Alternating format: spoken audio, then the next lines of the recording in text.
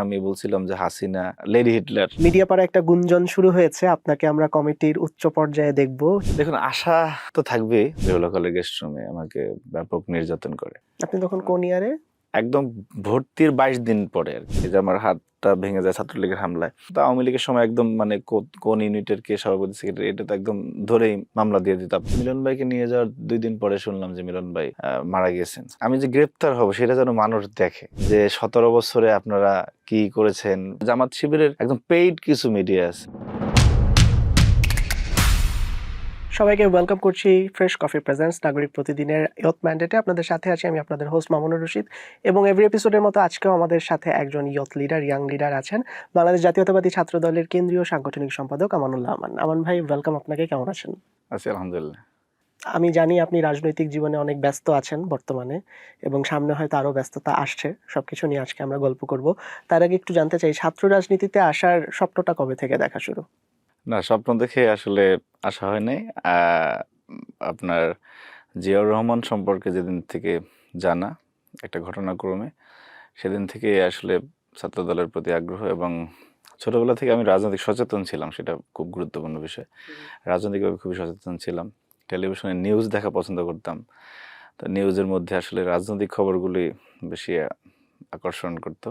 ঢাকা বিশ্ববিদ্যালয়ে ভর্তির আগে আমি 1 বছর ঢাকা কলেজে ছিলাম। তখন আপনার আমাদের কামাল আনোয়ার ভাই সহ মানে অনেক ছাত্রদলের ভাইরা আর কি, তাদের সাথে মিছিল মিটিং করতাম। ঢাকা বিশ্ববিদ্যালয়ে ভর্তি হওয়ার পরে আমি নিজে খুঁজে নিয়েছি আসলে যে সার্জেন্ট জহুরুল হক হলের ছাত্রদলের কে আছেন। ঢাকা কলেজের এক বড় ভাইয়ের মাধ্যমে আমি বললাম যে আসলে জহুরুল হক হলে কে আছে ছাত্রদলের। তখন আমাদের সাবেক সভাপতি ফজলুর রহমান খোকন ভাই ওনার কথা বললো যে জহুরুল হক হলে আমাদের খোকন আছে। তো মানে এই যে আগ্রহ মানে একদম নিজ থেকে আর কি। অনেকে আছে না ছাত্র রাজনীতিতে অনেক বড় ভাইরা নিয়ে আসে, আমি নিজ থেকেই ছাত্র রাজনীতিতে আসা এবং ছাত্রদলের সাথে পথ চলা। আর ঢাকা বিশ্ববিদ্যালয়ে ভর্তি হওয়ার পর থেকে আজকে পর্যন্ত মানে 5ই আগস্টের আগ পর্যন্ত আসলে আমাদের স্মৃতি তো শুধু নিপীড়নের স্মৃতি, কষ্টের সেই স্মৃতি। গল্পে আসবো, কারণ আমরা জানি যে বিরোধী পক্ষের হয়ে রাজনীতি করা বাংলাদেশের পার্সপেক্টিভে আমরা যদি 16-17 বছরের চিন্তাও করি, সেটা অনেক কঠিন।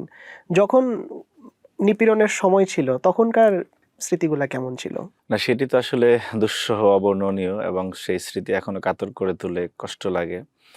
কিন্তু আমরা মানে প্রতিশোধ পরায়ণ না। হলে ওঠার 22 দিনের দিন আর কি, মানে একটি প্রোগ্রামে শাহবাগে, তখনকার ছাত্রদলের কমিটি শাহবাগ পর্যন্ত আসতে পারতো আর কি। তারপরে ছাত্রলীগ তো দেখা গেছে প্রায় প্রোগ্রামেই হামলা করতো আর কি। তো শাহবাগ থেকে মিছিল করে আমি, ওই দিন ছিল 18ই জানুয়ারি, ক্যাম্পাসের দিকে আসতেছিলাম। তখন সার্জেন্ট জহুরুল হক হলের তখন ছাত্রলীগের সেক্রেটারি ছিল শামসুল কবির রাহাত, সে ধরে নিয়ে গেস্ট রুমে আর কি, জহুরুল হক হলের গেস্ট রুমে আমাকে ব্যাপক নির্যাতন করে। আপনি তখন কোন ইয়ারে? একদম ভর্তির 22 দিন পরে আর কি, আমরা তো ফার্স্ট একদম ইয়ার। নতুন। আচ্ছা। তো সেই যে হামলার শিকার হলাম, তখনকার প্রক্টর ছিল ডক্টর সাইফুল ইসলাম খান, উনি আমাকে একটা সংবাদ পেয়ে উদ্ধার করে। বাবা মা কি জানতো এই অত্যাচার স্ট্রাগলের কথা? জানার তো কথা সবকিছু অবশ্যই। জানতো। কি বলতো বাবা মা? মানে বাবা মা তো আপনার তাদের উদ্বেগ উৎকণ্ঠা প্রথম দিকে যেরকম ছিল, যে স্বাভাবিকভাবে আপনার সন্তানের উপর আঘাত আসলে তো আপনার কষ্ট লাগবেই। প্রতিনিয়ত দেখা গেছে মা বাবার মানে যে খোঁজ নজরদারি, কি হচ্ছে না হচ্ছে, কান্নাকাটি, সেগুলো ছিলই। কিন্তু 14 নির্বাচনের পরে 5ই জানুয়ারির তারপরে আতঙ্কটা অন্য দিকে রূপ নিয়েছে, সেটা হচ্ছে গুম হয়ে যায় কিনা সেটা। এবং পরবর্তীতে আমি 2016 সালের 6 ফেব্রুয়ারি আমাদের হল কমিটি হলো, সার্জেন্ট জহুরুল হক হলে আমি সদস্য সচিব হই, মানে সাধারণ সম্পাদক। তারপরে তো মানে নেতা হওয়া আর কি।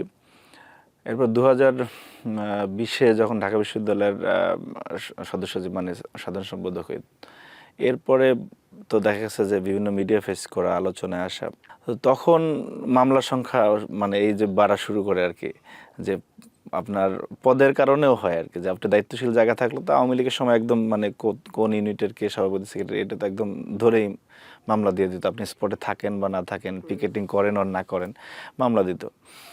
এরপর ঢাকা বিশ্ববিদ্যালয়ের পদে থাকা অবস্থায় একাধিকবার হামলার শিকার হই আমি। এই যে আমার হাতটা ভেঙে যায় ছাত্রলীগের হামলায়, তো এখনও ঠিক হয়নি আর কি। আমার হাত ভাঙা অবস্থায় আব্বা মারা যায় আর কি।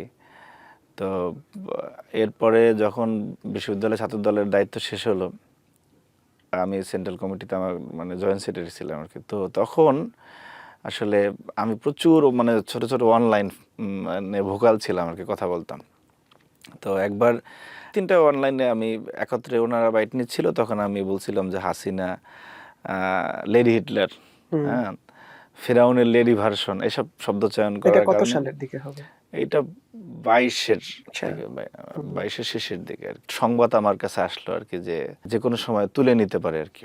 তো গুমের আতঙ্কটা তখন থেকে শুরু হয়। আমার রাজনীতিতে একটা গুণ আছে যে আমাদের রাজনীতিতে থাকে না গ্রুপিং, মানে নগ্ন গ্রুপিং, এগুলো আমি করি না, ঠিক আছে। আমার ছাত্র দলের ভাইরা সে যে যার সাথে থাকুক না কেন, কেউ আঘাতপ্রাপ্ত হলে, কেউ জেলে গেলে আমি সমভাবে ব্যথিত।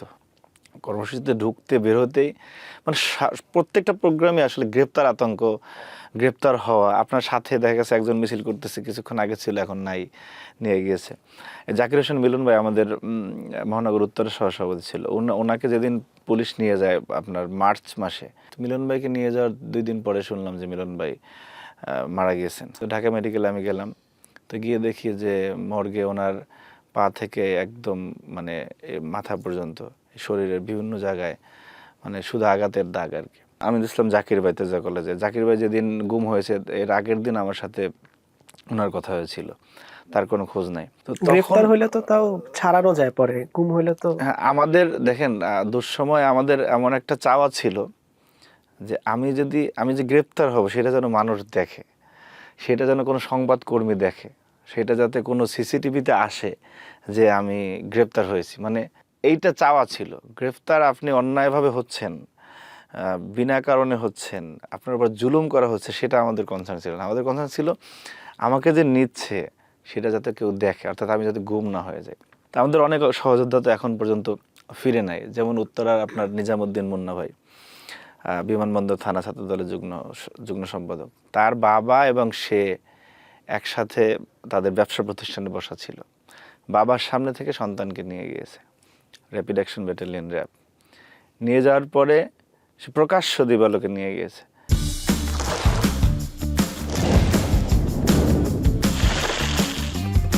অরিজিনাল কফি, ক্রিমার আর সুগারের পারফেক্ট কম্বিনেশনে fresh coffee 3-in-1। Fresh coffee 3-in-1, চুমুকেই মুডটা ওয়াও। আমাদের লাইফটা ছিল আমরা অনেক সময় একটা কথা শুনি না যে স্বাভাবিক মৃত্যুর গ্যারান্টি চাই। আমরা যে মানে গ্রেফতার হব, আমরা যে রিমান্ড গ্রেফতারও আমাদের কাছে শ্রেয় ছিল, যে গুম যাতে না হয়ে যায়। সো এই ধরনের একটা দুঃসহ নিপীড়নের সময়ও আমাদের ছাত্রদলের হ্যাঁ, অনেকে বলে যে 17 বছরে আপনারা কি করেছেন, এই যে মানে জুলাইয়ের গণঅভ্যুত্থানে আমাদের অনেক যোদ্ধারা বলে থাকেন বিভিন্ন বক্তব্যে, টেলিভিশন টক শোতে, যে আপনারা তো ব্যর্থ হয়েছেন। আসলে তাদের উদ্দেশ্যে আমি একাধিকবার বলেছি বিভিন্ন জায়গায় যে দেখেন, পৃথিবীর ইতিহাসের কোনো অভ্যুত্থানই আপনার একটা মাত্র ঘটনায় অভ্যুত্থান সংগঠিত হয়ে যায়। আপনি ক্রমান্বয়ে ঘটনা ঘটতে করতে মানুষের একটা দীর্ঘ লড়াইয়ের শেষে গিয়ে দেখা গেছে আপনার শরীরে যেরকম একটা ফোড়া হয় না, এটার ভিতরে অনেক প্রয়োজন জন্ম হয়। একটা মুখ একটা সময় তৈরি হওয়ার পর এটার বিস্ফোরণ হয়। জুলাই গণঅভ্যুত্থানের আগে এই যে মানে দীর্ঘ সময়টা আমরা লড়াই করলাম, আপনি কি আমাদের কেন ব্যর্থ বলবেন? আপনার তাহলে এই যে পৃথিবীর ইতিহাসে যে বহু আমি যে কয়েকটা উদাহরণ দিয়ে বললাম, আমরা যে মনে করেন তিতুমিরের গল্প বলি, তারা আমাদের কাছে বীর, প্রীতিলতার কথা বলি, সূর্য সেনের কথা বলি। তা এই যে তিতুমিরের বাসাকেল্লা এত ধ্বংস হয়ে গেছে, সেটা তো উনি সফল হন না, কিন্তু 190 বছর পরে তো ব্রিটিশ শাসনের অবসান করছে। তাহলে 190 বছরের যে বিপ্লবী যোদ্ধারা, তাদেরকে আমরা ব্যর্থ বলবো নাকি? না। তো আমরা যে 17 বছরে যুদ্ধ করেছি, গুম খুন নিপীড়ন নির্যাতনের দুঃসহ নির্যাতনের শিকার হয়েছে, আমাদেরকে তো আপনি একদম তুচ্ছতাচ্ছিল্যের সুরে ব্যর্থ বলে দিতে পারেন না।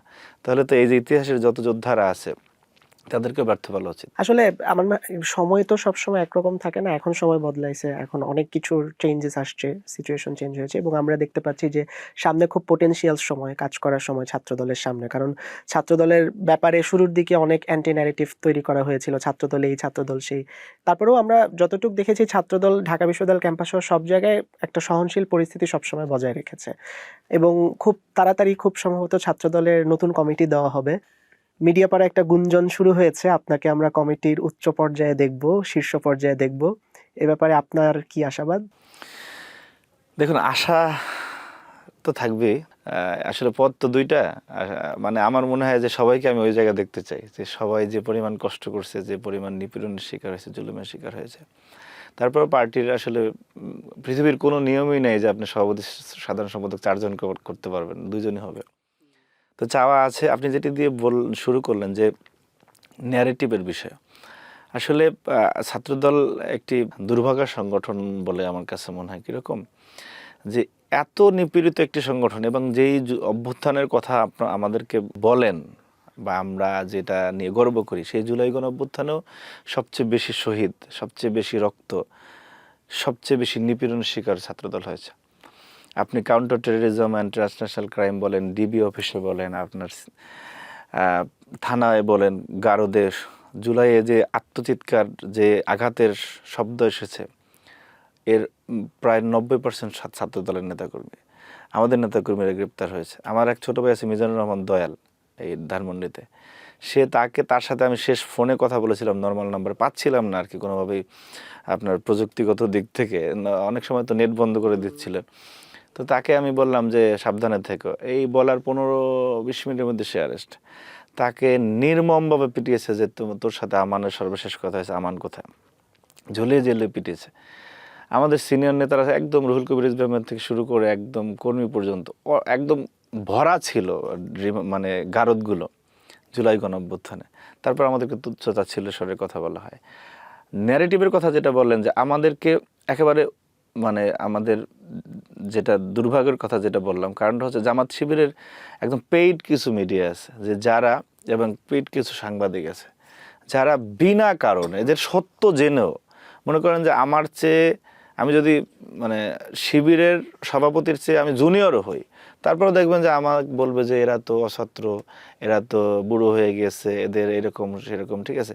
কিন্তু আপনি কখনোই শিবিরের সভাপতি সাধারণ সম্পাদককে কোনো সাংবাদিক এই ধরনের প্রশ্ন করছে আমি সচরাচর দেখি না, যে আপনি তো এত বছর আগে মাস্টার শেষ করেছেন, আপনি কেমনে শিবিরের সভাপতি। নুরুল ইসলাম সাদ্দামও তো বেশ কয়েক বছর আগে মাস্টার শেষ করেছে, সে শিবিরের সভাপতি থাকলো, সে শিবিরের সভাপতি আছে, তাকে কেউ প্রশ্ন করে না। ওইটা ঠিক আছে, ভালো লাগে।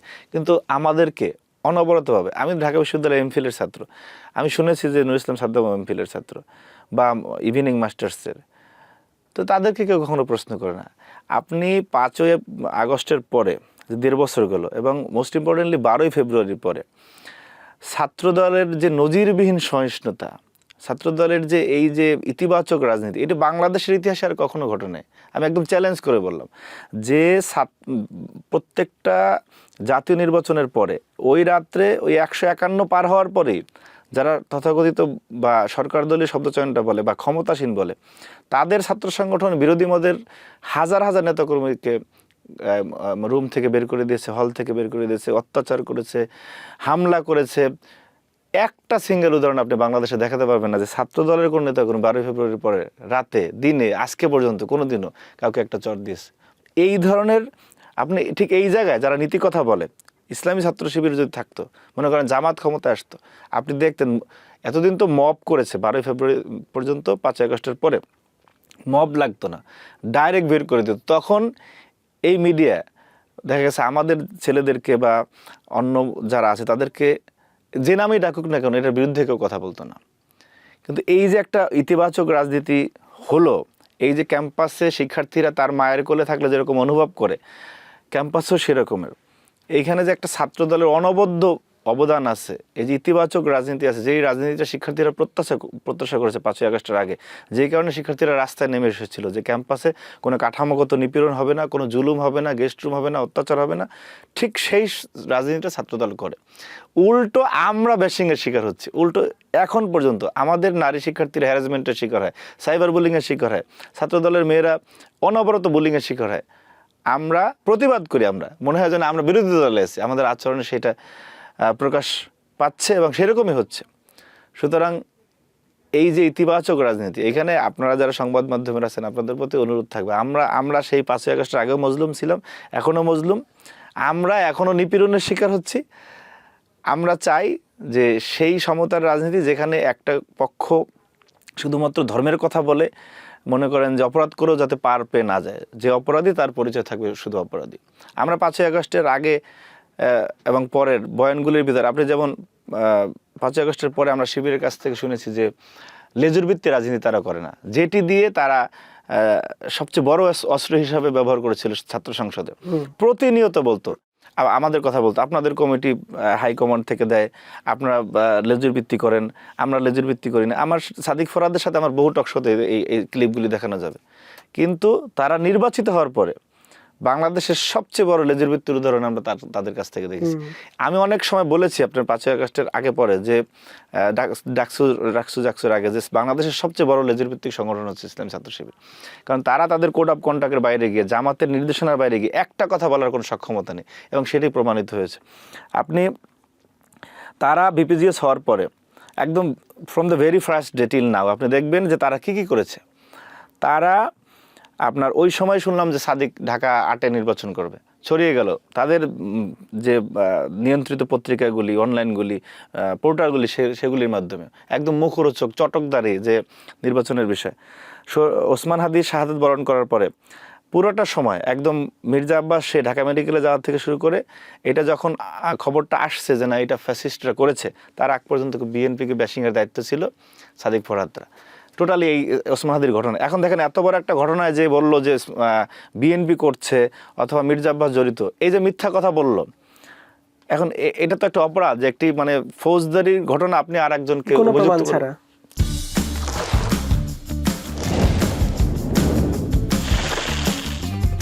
অরিজিনাল কফি, ক্রিমার আর সুগারের পারফেক্ট কম্বিনেশনে fresh coffee 3-in-1। Fresh coffee 3-in-1, চুমুকেই মুডটা ওয়াও। কোনো প্রমাণ ছাড়া, তথ্য প্রমাণ ছাড়া এটা নিয়ে কি কেউ কোনো প্রশ্ন করে? বাস ওইটা যখন প্রমাণ হয়েছে যে অন্য কেউ করেছে, এই আলোচনা সরে গেল। এটা যদি আমরা করতাম যে জামাতের আমির বা অন্য কেউকে বা মিয়া গোলাম পরোয়ার যে আপনি করেছেন, এখন আমাদের বিরুদ্ধে মামলা হতো, সাইবার সিকিউরিটি অ্যাক্টে মামলা হতো বা নানা রকম বিষয় ছিল, আমরা কিন্তু ওদিকে যাইনি। দেখেন সহিষ্ণুতা, ধৈর্য কাকে বলে? মির্জা আব্বাসের সেই ক্ষমতা ছিল না যে যারা মব তৈরি করতেছে তাদেরকে সরিয়ে দেওয়ার? কোনো সময় কিছু বলছে? দেখেন সেই থেকে আজকে পর্যন্ত আমি একটু অন্য ঘটনায় ঢুকে যাওয়ার লাগতেছে যে নাসিরউদ্দিন পাটোয়ারি কি পরিমাণ একজন দেশের সিনিয়র সিটিজেনকে কি পরিমাণ মিথ্যা অপপ্রচার মানে কি বাজে ন্যারেটিভ দিতে দিতে আজকের লোক তাকে সে মৃত্যুসজ্জায় চলে গেছে। আপনি একজন এমপি ছিল, মন্ত্রী ছিল, মেয়র ছিল, আপনি ঢাকার একরকম সে অভিভাবক, সে মানুষের সংগ্রামে, সংকটে, দুঃসহ সময়ে, বন্যা করায় এমন কোনো পরিস্থিতি নাই যে মির্জা আব্বাস শাহজাহানপুর থেকে শুরু করে আশেপাশের এলাকাগুলিতে, যাতে ইভেন ঢাকার সব জায়গায় যে মির্জা আব্বাস বিপদে মানুষের পাশে দাঁড়ায়, সেই লোকটাকে যে মানে প্রকাশ্যে আপনি অনবরত মিডিয়ায়, জনসভায়, মসজিদের সামনে, এখানে সেখানে দাঁড়িয়ে চাঁদাবাজ বলতেছিল। আমি যদি আপনাকে বলি যে আপনি ধর্ষক, তো এর বিনা কারণে একটা লোককে বলল, এর কোনো প্রতিকার নাই, এর কোনো বিচার নাই, এর নামে যদি আপনি একজন দেখলাম যে মামলা করতে গেছে, সেটা অনেকের মানে বিবেকে লাগছে যে বাক স্বাধীনতা হরণ করে ফেললো। আরে ভাই, আপনি একটা মানুষকে সারাদিন মিথ্যা গালি দিচ্ছেন, কোথাও দেখাতে পারছে যে মির্জা আব্বাস এই জায়গায় একটা চাঁদাবাজি করছে? কোনো ডকুমেন্টস আছে তার বিরুদ্ধে কেউ একটা সাধারণ ডায়েরি করছে, তার বিরুদ্ধে কেউ একটা মামলা করছে? তো ভিত্তিহীনভাবে দেশের একজন সম্মানিত নাগরিককে যেভাবে বলে গেল, সেটার কোনো বিচার নেই। এটা যদি আমাদের কেউ করতো, যে আমাদের কাউকে নিয়ে কেউ কথা বলতো বা ওদেরকে নিয়ে কেউ কথা বলতো, দেখেন বাংলাদেশের মানুষের ভাগ্য ভালো যে বিএনপির মতো এত সহিষ্ণু, দেশপ্রেমিক এবং দেশের স্বার্থে, স্থিতিশীলতার স্বার্থে যে মানে প্রতিক্রিয়াশীল না এমন একটা দল রাষ্ট্র ক্ষমতায় আসছে। এ জায়গায় যদি আওয়ামী লীগ থাকতো, জামাত থাকতো, তাহলে এদের মানে হাড়গোড় ভেঙে ফেলতো, যারা এরকম অপপ্রচার করে, মিথ্যাচার করে, নোংরামি করে, দেশের মানে সম্মানিত ব্যক্তিদেরকে অসম্মান করে, পিতৃতুল্য অভিভাবকের সাথে মানে লাগামহীনভাবে বেয়াদবি করে যায়। এটা শুধু বিএনপি বলে এদেশের আজকে স্থিতিশীলতা আছে। এই জন্য আমি বলছি যে বিএনপির মতো একটা দল যে আল্লাহ দেশে দিচ্ছে, এই জন্য শুকরিয়া জানানো উচিত। আর আপনি এই যে 12ই ফেব্রুয়ারির পরে মানে কথা বললে তো আসলে শেষ হবে না, আপনার শোয়ের সময় কম। 12ই ফেব্রুয়ারির পরে আমরা মানে এখন তো সরকারের দোষ ধরার কিছু পাচ্ছে না। আপনি একটা সরকার তার নির্বাচনী ম্যানিফেস্টোতে বলল যে আমি এই কাজগুলি করব, তারা সেই বেসিক কাজগুলি হাতের কালি শুকানোর আগে শুরু করে দিল। আপনার আমার হাতে ভোটের কালি এখনও আছে, বাংলাদেশের মানুষের হাতে হাতে। তো ওদিন একটা ইফতারে আমার সাথে তাসনিম যারা দেখাই বললো যে ভাইয়া এই যে আমার কালি এখনো পূর্ণাঙ্গ রয়ে গেছে, মানে মুছেই নেয়। সুতরাং এই যে ওয়াদা পূরণের প্রতিশ্রুতি বাস্তবায়নের দিকে একদম শুরু থেকেই এখন ন্যারেটিভ পাচ্ছে না। সকালে বলে যে নির্বাচন সুষ্ঠু হয়েছে কারণ তারা তো এমপি হয়েছে, আবার বিকালে বলে যে ইলেকশন ইঞ্জিনিয়ারিং হয়েছে, মেটিকুলাস ডিজাইন হয়েছে। আমার কথা হচ্ছে তোমরা যখন এই যে একদম অল্প বয়সী উপদেষ্টারা আমাদের মাহফুজ, নাহিদ, আসিফরা তারাও সংসদে সেক্রেটারিয়েটে সচিবালয়ে তারা 7 দিন 8 দিন 10 দিন পর্যন্ত আপনার ফাইলের স্তূপ পড়ে যেত। সেই সচিবালয়ে আমাদের 60 70 80 বছর বয়সের মির্জা ফখরুল ইসলাম আলমগীর, আমির খসরু মাহমুদ চৌধুরীরা ওনারা সকাল 9টার মধ্যে চলে যান প্রতিদিন। ঠিক আছে, আপনার বাংলাদেশ ফার্স্ট হয়ে গিয়েছে।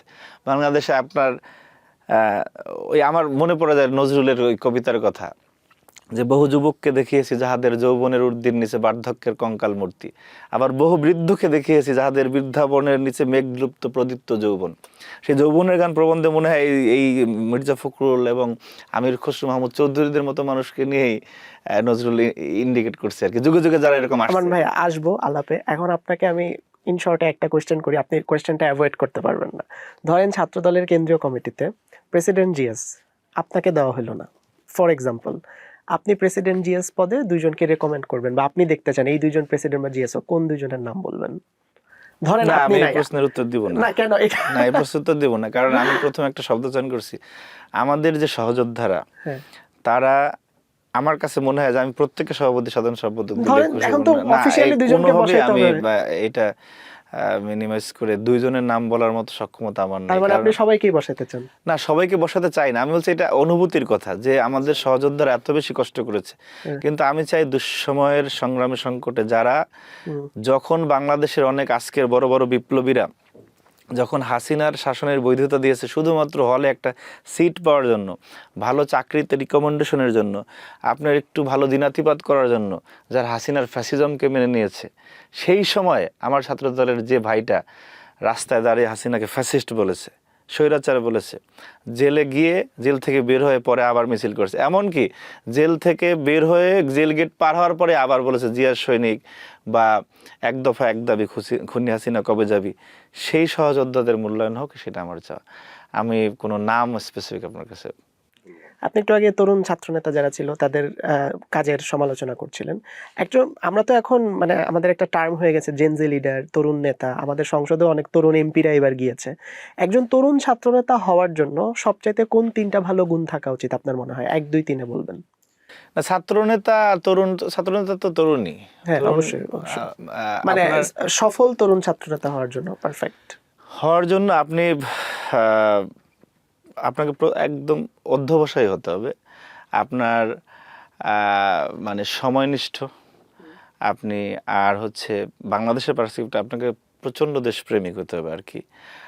মানে আর দেশপ্রেমিক হওয়ার জন্য আপনার জিয়াউর রহমানকে ফলো করতে হবে যে না, জীবনের মায়া বিসর্জন দিয়ে দেশকে কীভাবে ভালোবাসা যায়, তাহলে আপনি আপনার জায়গায় এগিয়ে যাবেন। যে এই যে কর্মঠ যে মানে তারেক রহমান যেভাবে শুরু করছে দেখছেন যে মর্নিং শোজ দ্য ডে, যে কীভাবে আপনার দেশের প্রধানমন্ত্রী গিয়ে 9টার সময় বসে থাকে, একদম সচিবালয় থেকে শুরু করে টপ টু বটম সবাই যে একটা কম্পিটিশন লেগে যায় সকালে যে কে রেডি হয়ে দেশের কাজে নেমে পড়বেন। সুতরাং যেই দেশে ওনার মতো লোক প্রধানমন্ত্রী হয়ে গেছেন, this is an iconic example. আমি মনে করি যে উনি তারুণ্যের নেতা এবং ওনাকে ফলো করলে অনেকটা এগিয়ে যাওয়া যাবে ইনশাল্লাহ। আমান ভাই, আপনি তো খুব মিডিয়া ফেস করেন এবং আপনি মিডিয়ার সামনে এত সুন্দর করে গুছায় কথা বলেন। ধরেন আপনাকে যদি কোনোদিন একটা রাজনৈতিক পডকাস্টের হোস্ট বানানো হয়, আপনি প্রথম এপিসোডটা কাকে নিয়ে করতে চান? বলে দেন আজকে। না, আমি প্রথমত মিডিয়া পার্সনও না, আমি কথা ভালো বলি না।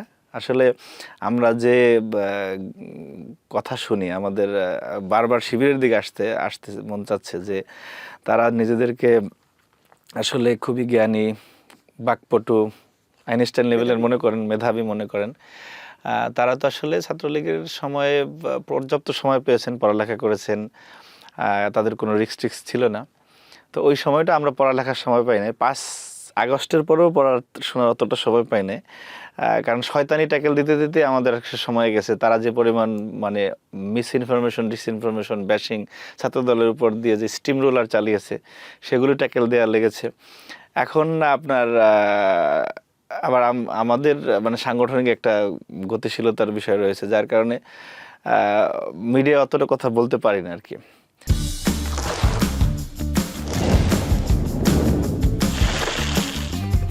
অরিজিনাল কফি, ক্রিমার আর সুগারের পারফেক্ট কম্বিনেশনে fresh coffee 3-in-1। Fresh coffee 3-in-1, চুমুকেই মুডটা ওয়াও।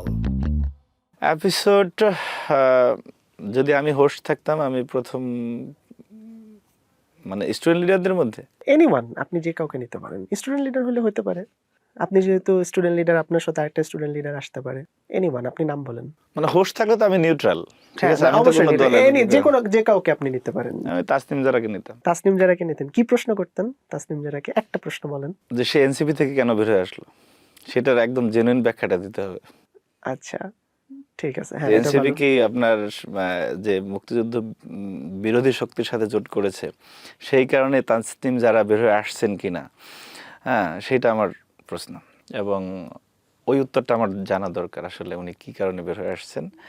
এবং আমার কাছে মনে হয় আমি যেটা ভাবছি সেটাই সঠিক হবে আর কি।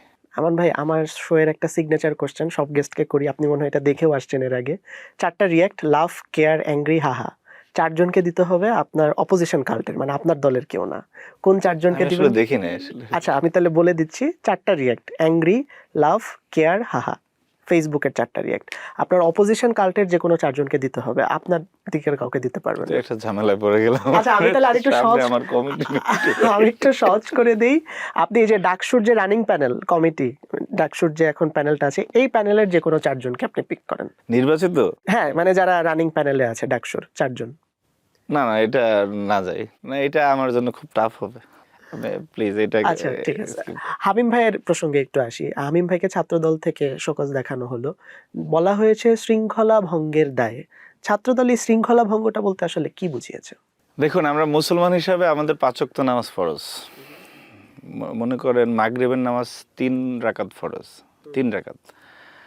এখন আপনি এই কোরআনের একটা অক্ষর পড়লে 10 নেকি হয়, তা আপনি যদি 3 রাকাতের জায়গায় 4 রাকাত পড়েন, তাহলে তো অনেকগুলি নেকির কথা, নেকি বাড়ার কথা।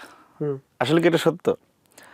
আপনার in according to the law of Islam and Quran আপনাকে 3 রাকাতই পড়তে হবে। আপনি ভালোবেসে 4 রাকাত পড়তে ওটা পারবেন তো না। নিয়ম মানা হইলো না। এটা নিয়ম বহির্ভূত হয়ে গেল। আপনার এই নামাজ আদায় হবে না, এই নামাজ কবুল হবে না, আর এই সবও হবে না। সুতরাং কিন্তু আপনি তো কোরআন বলেন, এখন আপনি যদি যুক্তি, কিন্তু অনেক সব ক্ষেত্রে যুক্তি দেওয়া যায়। আমি তো কোরআন পড়লাম, আমি নামাজ 1 ওয়াক্ত বাড়িয়ে পড়লাম, কেন হবে না? এই যুক্তিকে আপনি করতে পারবেন? পারবেন না। আপনি সেনাবাহিনীতে থেকে মনে করেন সেনাবাহিনী আপনাকে বলছে যে এই একটা ট্রুপসে যে আমরা এই খালের এই কাজটা করব। আপনি যদি যে পাশের বাড়ির ড্রেন পরিষ্কার শুরু করেন, আপনি বলবেন যে আমি তো ড্রেনই পরিষ্কার করলাম, আমি তো পরিষ্কার পরিচ্ছন্নতা কাজই করলাম, তো আমাকে কেন মানে নিয়ম বহির্ভূতভাবে এই নিয়ম বহির্ভূত এটা কেন বলা হলো? আপনার একটা সংগঠন অবশ্যই আপনার শৃঙ্খলার মধ্যে থাকতে হবে। আপনি ভালো কাজটাও শৃঙ্খলার মধ্যে থেকে করতে হবে। হামিমকে আমি প্রচণ্ড পছন্দ করি, এনার্জেটিক, শিক্ষার্থীদের সাথে কানেক্টেড, ভালো মন মানসিকতার, বায়ুবরণ ছাত্রদল করা ছেলে, বাট তাকে অবশ্যই শৃঙ্খলার মধ্যে থাকতে হবে আর কি। আমি যেটি ওই নামাজের উদাহরণ দিয়ে আপনাকে বললাম, আপনি ভালো কাজ করবেন কিন্তু সংগঠনের নিয়ম অনুযায়ী, সংগঠনকে অবহিত করে, সংগঠনের নির্দেশনা মেনে। এবং আমি আশা করি সে দ্রুত ব্যাক করবে এবং সে রাজনীতিতে ভালো করবে ইনশাল্লাহ। আন্দোলনের একটা শেষ প্রশ্ন দিয়ে শেষ করি। আন্দোলনে গিয়ে তো এমন অনেক দিন মনে হয়েছে যে আজকে মনে হয় আর বাড়ি ফেরা হবে না। বাড়ি না ফিরলে সবচেয়ে বেশি কষ্ট পেত বাবা মা, কোনো সন্দেহ নাই এতে। বাবা মাকে বলতে পারেননি কখনো কোনো কথা, আজকে ক্যামেরার সামনে বলে দেন, বাবা মা যদি দেখে এটা। না, আসলে আমার আব্বা নেই আর কি। তো আসলে আমরা এমন পরিবারে, আমরা তো আমাদের বাংলাদেশে আসে পারিবারিক যে কালচারটা, সেখানে কিছু কিছু পরিবার আছে যেখানে সন্তানরা মা বাবার সামনে কখনো কথা বলার সাহসই পায় না। এই জন্যই এটা বললাম। আসলে শ্রদ্ধায়। আবার কিছু মানে পরিবার আছে যে বাবা সন্তান মা সন্তান খুবই ফ্রেন্ডলি থাকে, ফ্রেন্ডের মতো। আমরা মানে ওই ধরনের একটা পরিবেশে বড় হয়েছে যে মা বাবার সামনে টেলিভিশনও দেখি না আমরা, ঠিক আছে, এরকম একটা পরিবেশে বড় হয়েছে। আসলে মা তো পৃথিবীতে একেবারে অবিকল্প অদ্বিতীয় শব্দ, ঠিক আছে। মাকে তো আসলে মানে এটা ভালোবাসার সমর্থক শব্দ, মাকে তো অনেক বেশি ভালোবাসি, ঠিক আছে। চাই যে মানে আমার সুখের দিনগুলি আসছে, আমার একটা বাড়ি হবে, সেই বাড়িতে মা থাকবে আর কি, ঠিক আছে। এবং আমি আমার মানে বিয়ে তো করতে হবে, দেখা গেছে যে আমি বাহির থেকে বের হয়ে রাত্রে আসলে বা দুপুরে যখনই আসে মা ডাক দিব, মা বাসা থেকে বলবো যে আসি। এমন দিন পর্যন্ত মা সুস্থ থাকুক, ভালো থাকুক।